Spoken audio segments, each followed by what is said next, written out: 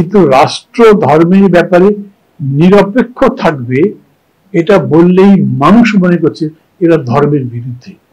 আমাদের স্বাধীনতার পর থেকে আজ পর্যন্ত বিতর্কটা চলছেই।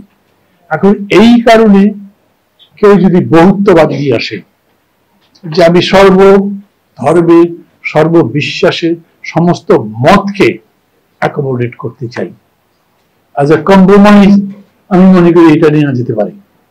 কেন নেবেন? যেহেতু সব মতের কথা তো থাকছে, সব ধর্মের কথা থাকছে, আমরা এখন তাই করছি। আমরা যখন প্রথমে কোরআন, তারপরে গীতা, তারপরে বাইবেল, তারপরে ত্রিপাঠক পাঠ করি অনুষ্ঠানের শুরুতে, তার মানে কি সব ধর্মকে অ্যাকোমোডেট করতে চাই, তাই তো?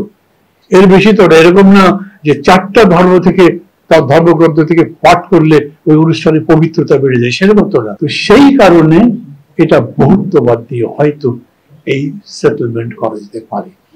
আমি ইম্পসিবল মনে করি না। আমি নিজেই বলেছি যে প্যান্ডোরার বাক্স খুলেছেন, সেটা কি বন্ধ করতে পারবেন? সেটা আমি আমার কথা ভেবে বলিনি। আমি জানি আমাদের মতো এত বিভাজিত সোসাইটি খুব বেশি নাই, একেবারে নাই তা না, কিন্তু খুব বেশি নাই।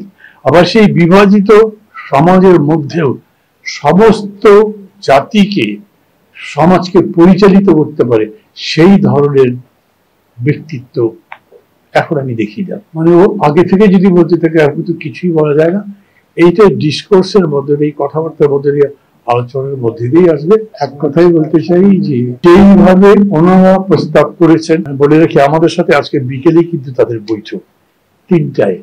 আমরা আমাদের কথা বলবো, কিন্তু ওখানে যেটা হয় তারা বলেছে আপনি যেটা যেটা একমত আছেন সেটা নিয়ে তো তারা তো খুশি, ওদের সাথে একমত থাকবে, ওইটা তো আলোচনা হবে না।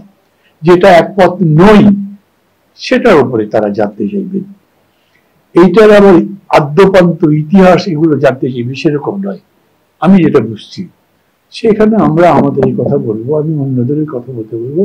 তারপরে যেটা আমি আশা করবো তা হচ্ছে, যেহেতু এখন ড্রাইভিং সিটে এই অন্তর্বর্তী সরকারই আছে, অন্তর্বর্তী সরকার যেন আবার সবার সাথে মিলে এটাকে ওই রকম একটা জায়গায় নিতে পারে, ওই রকম একটা সিদ্ধান্ত নিতে পারে যেটা একটা ড্রাইভিং ফোর্স হয় ফর দি হোল নেশন।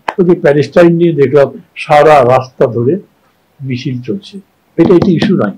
তাই আমি বললাম না বিকেলে প্যালেস্টাইনের উপরে কথা বলবার কথা আছে। তারপরে ধরেন কালকে সন্ধ্যার পর থেকেই কয়েকজনের সাথে আরো হলে আমেরিকান যে পলিসি, এই পলিসির উপরে এখন কি করা যায় সেটা আমি মনে করি গভর্নমেন্ট যেটা করছে তার বাইরে প্রাইভেট লেভেল থেকে আমাদের কিছু করার নেই। বিজেপি নেতাদের কয়েকজনের সাথে কথা বললাম, ওনারা বললেন তারা নিজেরা কোনো উদ্যোগ নিতে পারেন কি না।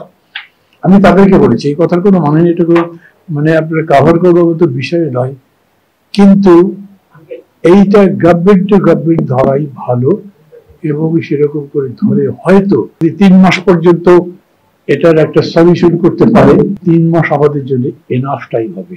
মূল কথাটা আমেরিকান অ্যাডমিনিস্ট্রেশন হচ্ছে আমাদের মধ্যে যে ট্রেড গ্যাপটা আছে সেটা কমাবে। এই তো মানে আমাদের ইম্পোর্ট আরো বাড়াতে হবে তাদের থেকে। আমরা ইম্পোর্ট কিভাবে বাড়াতে পারি, তার টেকনোলজি অনেক হতে পারে, সেগুলো নিয়ে তারা সবাই গবেষণা করছেন।